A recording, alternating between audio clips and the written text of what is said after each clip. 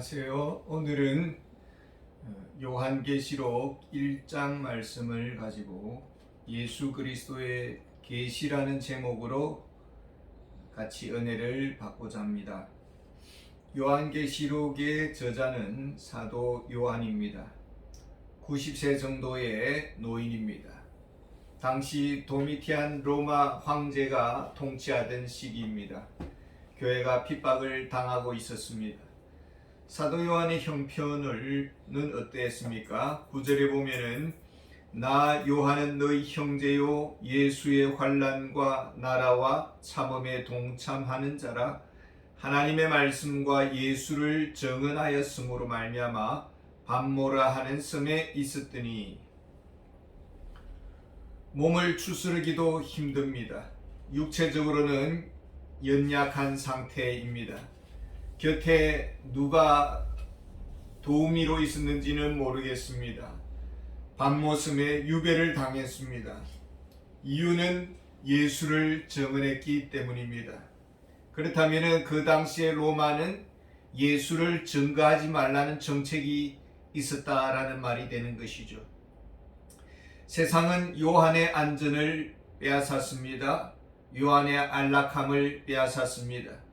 가족의 돌봄, 성도의 교제를 빼앗았습니다.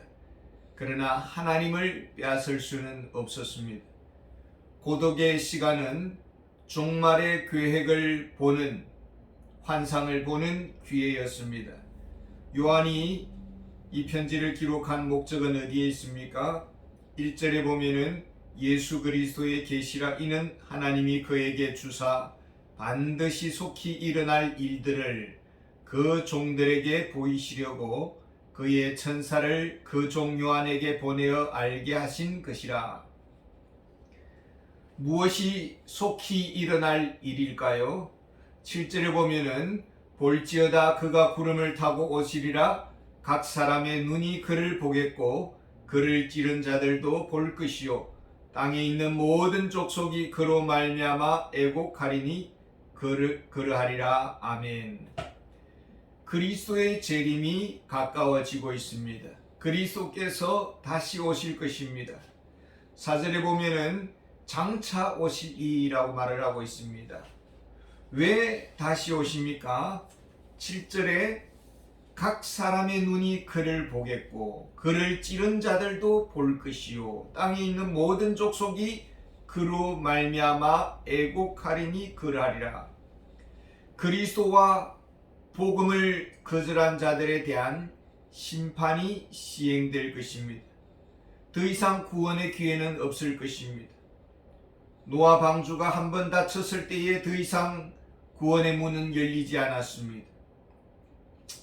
사도 요한은 이 요한계시록을 언제 기록했습니까? 10절에 보면은 주의 날에 내가 성령에 감동되어 내 뒤에서 나는 나팔 소리 같은 큰 음성을 들으니, 주의 날이란 예수님이 부활하신 일요일을 의미합니다.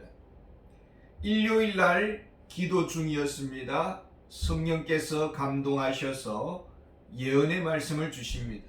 그리고 이 편지를 7교회와 공유하라고 하십니다. 11절에 보면은 이르되 내가 보는 것을 두루마리에 써서 에베소, 스무나, 버가모, 두아디라, 사데, 빌라델피아, 라오디게아 등 7교회에 보내라 하시기로.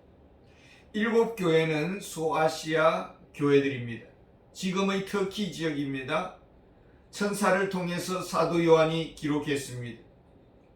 이제 에베소 교회부터 라오디게아 교회까지 차례로 전달될 것입니다. 더 많은 다른 교회들이 있었을 것입니다. 왜 7교회에 전하라고 했을까요? 7교회는 당시 교회 교통의 허브입니다. 동서로 뻗어나가는 길목입니다. 이 편지는 모든 교회를 향해 전해져야 할 편지입니다. 교회는 복음의 전달자였고 주님의 우체부 역할을 감당하고 있습니다. 요한은 먼저 7교회를 향해 안부를 전하고 있습니다. 4절에서 6절을 읽어보겠습니다.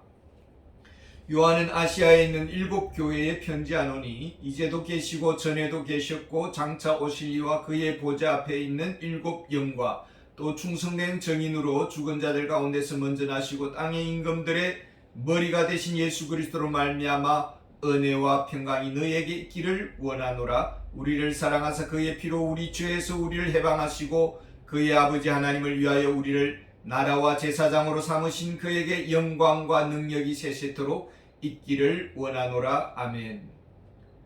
요한은 소원하는 바가 있습니다. 그리스도의 복을 자신의 소원에 담아서 기원하고 있습니다. 그리스도는 은혜와 평강의 권원자이십니다. 은혜와 평강은 그리스도의 피로 죄사함을 받은 자들에게 임할 것입니다. 은혜와 평강은 그리스도와 함께 상속자 된 자기 백성들에게 주어질 것입니다. 이것이 그리스도의 사랑입니다. 우리가 은혜와 평강 가운데 살기를 원합니다. 그 모든 복은 예수 그리스도로부터 주어집니다. 예수님은 지금도 영원토록 우리를 사랑하십니다. 우리의 죄를 영원토록 씻어주셨습니다. 우리를 왕같은 제사장의 신분으로 세워주셨습니다. 지난주 영국 여왕의 장례식을 보았습니다. 가족들이 왕족으로 우대를 받습니다. 그 누가 우리를 영국 왕의 신분에 같은 그 동등한 자격을 주겠다고 하겠습니까? 근데 예수님은 만왕의 왕이시오 만주의 주가 되십니다. 믿는 자에게 공동의 그리스도와 공동의 상속자가 되게 하셨고 하나님의 자녀, 하나님의 황태자, 하나님의 왕자와 공주로 우리의 신분을 바꾸어 주셨습니다. 그리스도의 사랑에서 끊을 수 없는 완전한 사랑으로 우리를 돌보십니다. 사도 요한은 그리스도의 사랑을 담아서 같은 마음으로 지금 7교회에 인사를 나누고 있습니다. 요한계시록은 어떻게 구성되었습니까? 19절을 보면은 그러므로 내가 본 것과 지금 있는 일과 장차 될 일을 기록하라. 본 것이 무엇입니까? 12절에 보면은 몸을 돌이켜 나에게 말한 음성을 알아보려고 돌이킬 때에 7 금초대를 보았는데 요한은 1장에서 그리스도의 영광을 보게 됩니다. 그리고 2장, 3장은 7교회를 향하신 그리스도의 말씀이 있습니다. 지금 소아시아 7교회들이 당하고 있는 일들입니다. 그리고 4장부터 끝까지는 장차 일어나게 될 일들을 기록하고 있습니다. 요한계시록의 계시의 중심에는 예수 그리스도가 계십니다. 요한은 그리스도의 영광을 보았습니다. 13절에 보면은 촛대 사이에 인자 같은 이가 발에 끌리는 옷을 입고 가슴에 금띠를 띠고 우리 예수님은 인간으로 이 세상에 오셨습니다. 구속사역을 위해서 몸이 찢겨지고 죽음으로 이것을 감당했습니다. 예수님은 하나님이십니다. 그러나 부활과 성천하신 이후에는 주님은 영원히 인간의 모습으로 존재하십니다. 이것이 영원하신 그리스도의 겸손이라고 할 수 있습니다. 촛대 사이에서 20절에 보면 7 금초대는 7교회라고 해석을 해주고 있습니다. 우리 예수님은 살아계십니다. 몸된 교회에 지금도 다니시고 계십니다. 피로 사신 교회입니다. 임재하시고 신방하십니다. 한 성도 한 성도의 얼굴을 살피십니다. 그늘진 상처는 없는지 염려와 근심하는 일들은 없는지 살피십니다. 발에 끌리는 옷을 입고 가슴에 금띠를 띠고 예수님은 대제사장으로서 발에 끌리는 옷을 입고 다니시면서 우리를 위해서 지금도 중보기도 하십니다. 우리를 위해 기도를 쉬지 아니하시는 신실하신 대제사장이 계십니다. 14절에 보면은 그의 머리와 털이 희기가 흰 양털 같고 눈 같으며 그의 눈은 불꽃 같고 생각이 거룩하십니다. 진리는 순결합니다. 잘못 생각하지 않으십니다. 왜곡된 시야를 갖고 계시지 않습니다.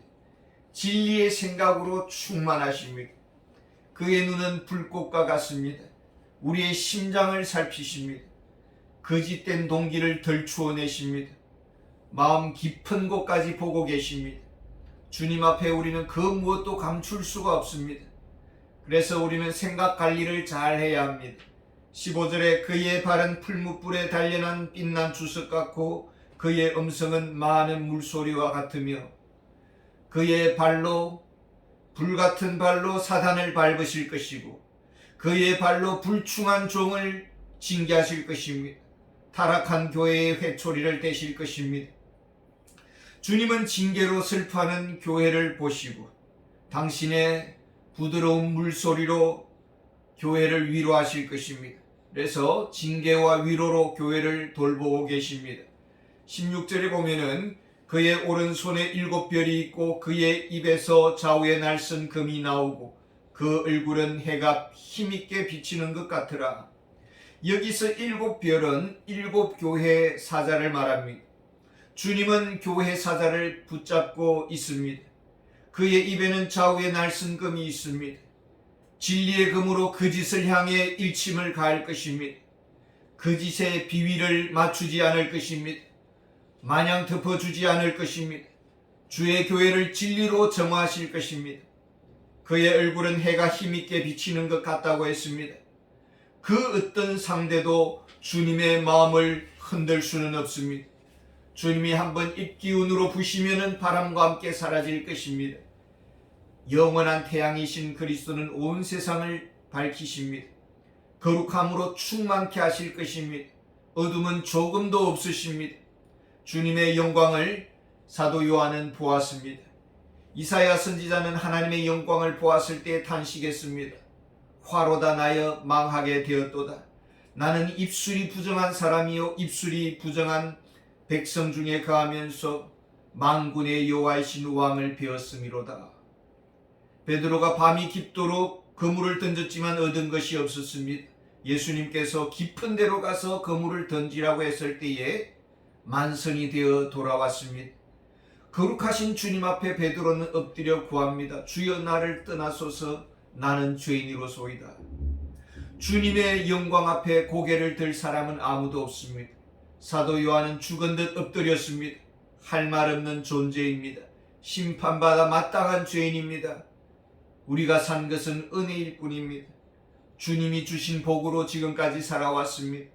모든 것이 주께로부터 왔고 주의 손길로 말미암아 주어졌습니다. 우리에게 선한 것은 없습니다. 주님은 죽은 듯 엎어져 있는 요한을 어루만지시면서 위로하십니다. 두려워하지 말라고 하십니다. 이미 죄로 십자가로 우리의 모든 죄를 용서해 주셨습니다. 지금도 예수의 피로 우리의 부정과 오염된 것과 타락에서 벗어나도록 도와주십니다. 마침내 흠없이 영광의 주님 앞에 설 수 있도록 우리를 이끄실 것입니다.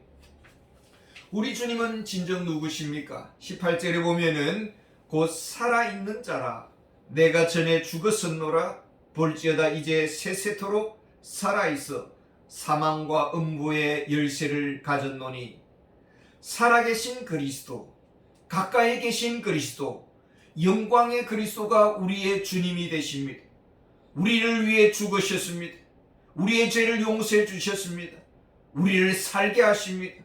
우리를 위해 영원한 거처를 예비해 주셨습니다. 그분은 누구입니까? 사망과 음부의 열쇠를 가졌습니다. 세상은 힘과 권세로 우리를 겁박합니다. 혼난다고 늘 생명을 위협합니다. 성경은 말합니다. 몸과 영혼을 능히 지옥에 던질 수 있는 하나님을 두려워하라고 했습니다. 우리의 생사 여탈권은 세상이 가진 것이 아닙니다. 잠시 핍박을 줄 수도 있고 잠시 위력을 행사할 수도 있습니다. 그것도 하나님의 허락 속에 있습니다. 주님이 생사 여탈권을 쥐고 있습니다. 우리의 건강이, 우리의 형편이, 우리의 관계가 우리의 삶을 보장해 주는 것이 아닙니다. 주님이 삶의 열쇠가 되시고 주님이 보살피십니다. 주님이 십자가의 사랑의 수준으로 우리를 사랑하고 있는 것입니다. 감사합니다.